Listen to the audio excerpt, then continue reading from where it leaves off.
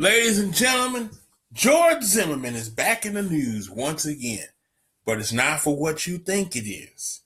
You would probably think that George Zimmerman may have disappeared in the Bermuda Triangle somewhere. Well, guess what? He's back. George Zimmerman is now filing a $100 million lawsuit for what he calls defamation of character, for what he claims that the case that happened in 2012 has destroyed his character and that his name has been, as he calls it, besmirched. Now, for those of y'all who don't know about George Zimmerman or Trayvon Martin, his victim, let me bring y'all up to speed a little bit, if I may. Okay? In 2012, a young 17-year-old boy by the name of Trayvon Martin was walking home in his home neighborhood of Sanford, Florida, heading home from the grocery store. Just innocently going to the grocery store to go pick up some candy, some snacks, and something to drink. Well, here comes George Zimmerman, who's supposedly a neighborhood watchman in this affluent community. Well, he saw Trayvon Martin with a hoodie on and blue jeans and felt that he was trying to cause trouble. When he tried to explain that he lived there, he pointed out where his parents lived and everything was okay. Well, that wasn't good enough for George. George decided to trail this young boy. He called the police, and the police dispatcher told him to stay there and wait till the police to arrive. But that wasn't good enough for George, was it? No. George decided to confront this boy continually, over and over and over again. He pulled out a gun and fired a single shot that ended Trayvon Martin's young life at 17 years old. Well, you would think that police dispatcher tape would be smoking gun evidence, and in any other court case, it would be. Well, a jury of his peers felt that under Florida's stand your ground law, which according to the stand your ground law, that if a person feels threatened for their life, that they could use deadly force to combat the threat. But there was only one problem. Trayvon Martin never threatened George Zimmerman. As a matter of fact, Trayvon Martin tried to get away from George Zimmerman.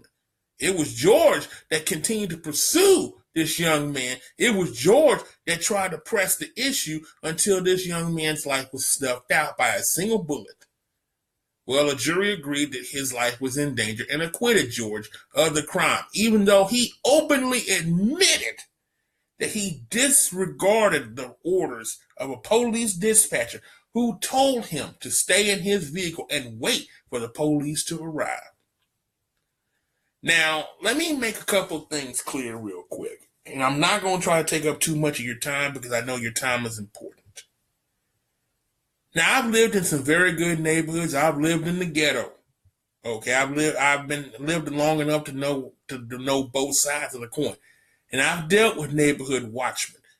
Okay, I've even had the pleasure of living in a neighborhood where police actually patrolled the neighborhood. In fact, I was stopped several times by them very same police officers to make sure that I actually lived in the neighborhood. Even though I've told them several times, I would be stopped a couple more times. But every neighborhood watchman that I know of never packed a pistol. I live in a neighborhood now where you got Citizens Patrol. Every neighborhood watchman, Citizens Patrol have only two things on them: their cell phone and a walkie-talkie. That's it. They don't have a gun. They don't have a nightstick. They don't have mace. None of that stuff. If they're always told the exact same thing. If there's any trouble involved, you are to wait for the authorities to arrive. You are to contact the police and wait for the police to arrive, and don't do anything stupid. Because practically every neighborhood that has a neighborhood watch, you can pretty much believe that there are undercover police living in that community. And they are on call to make sure if anything goes down in that community. This happened in 2012. This is 2019, soon to be 2020. And George Zimmerman has been in trouble at least one or two times since that case that I know of. I think one of them was for beating on his girlfriend, if my memory is correct, one of the times. And I don't know what the other one was, but I know he had beat on his girlfriend. But you have the nerve, Mr. Zimmerman, to sit up there and say that your life was ruined?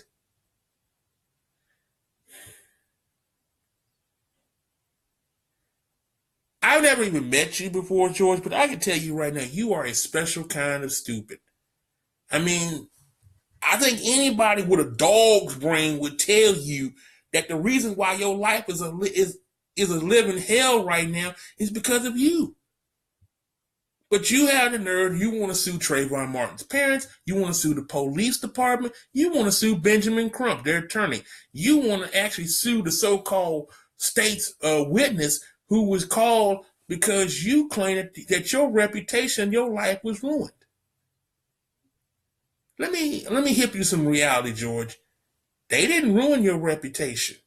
You did. Because what you fail to realize, George, while you out there acting a damn fool, Trayvon Martin's parents have to live with the fact that their son's no longer with them. Let me hip you up with some more reality. That was 7 years ago, and Trayvon Martin was 17 years old. If my numbering system is correct, Trayvon Martin should be 24 years of age. At this point, Trayvon Martin should probably be in college or have graduated from college. He should be working at a job. He might be engaged to be married, to have children, to give his parents grandchildren, you know. But his parents were deprived of that. They didn't get to see their son graduate. They didn't get to see their son go to prom.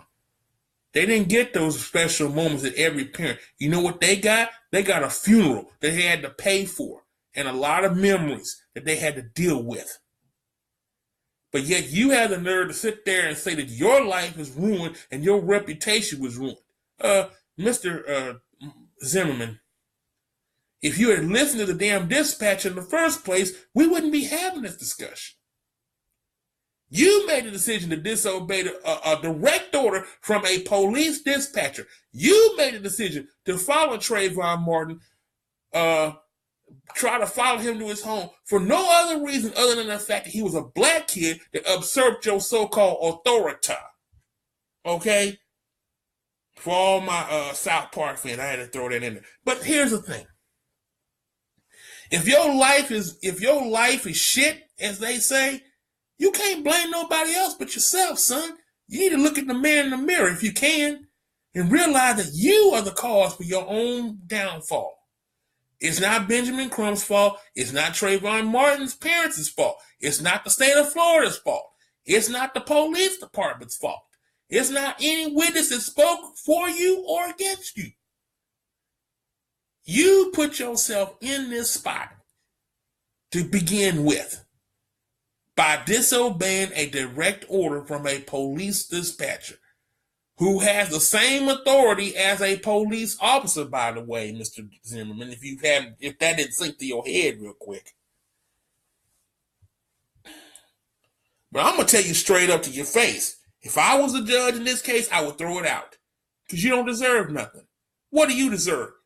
$100 million. You want to sue them for $100 million. As if Trayvon Martin's family has suffered enough. They lost their son. How much more suffering do you want them to do?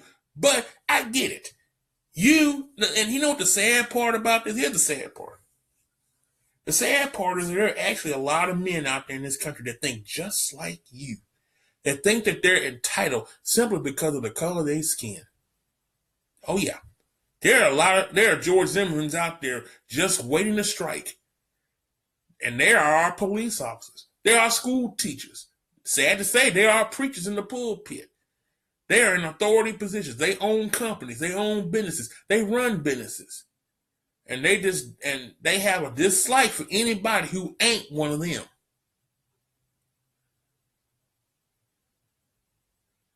So do I feel sorry for you, George, that your life has been nothing since that case? No, I don't. I don't feel any sympathy for you then, and I don't feel no sympathy for you now because you put yourself in that boat. Okay?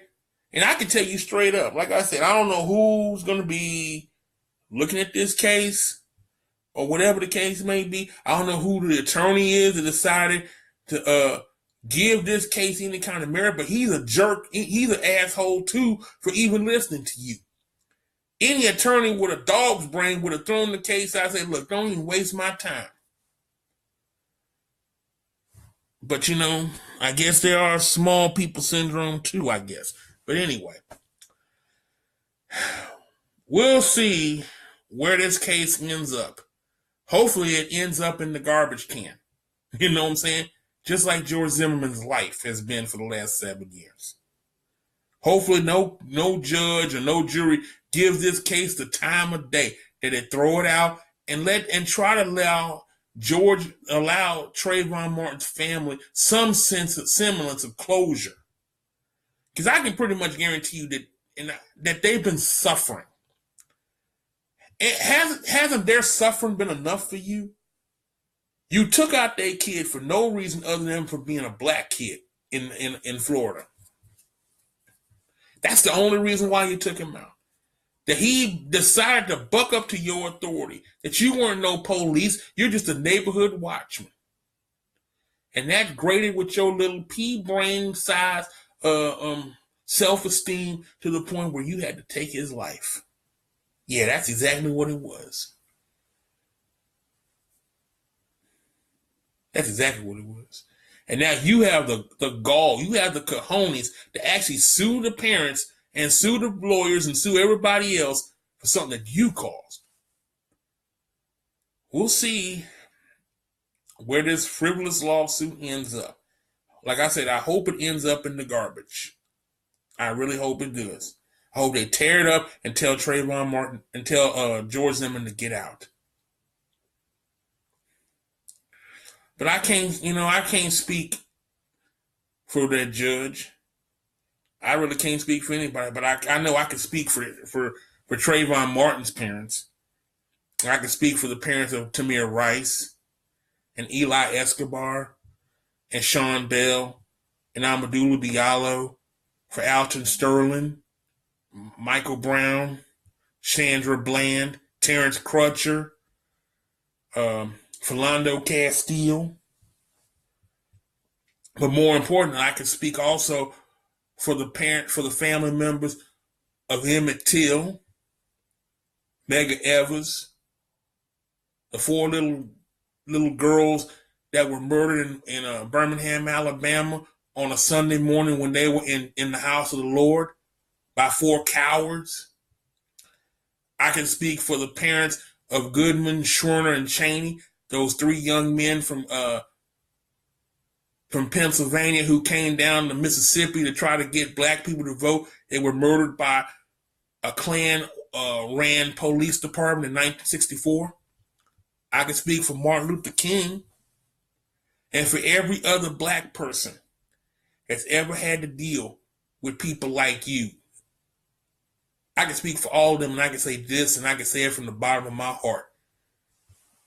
George Zimmerman, go to hell and take your mama with you. No more talk.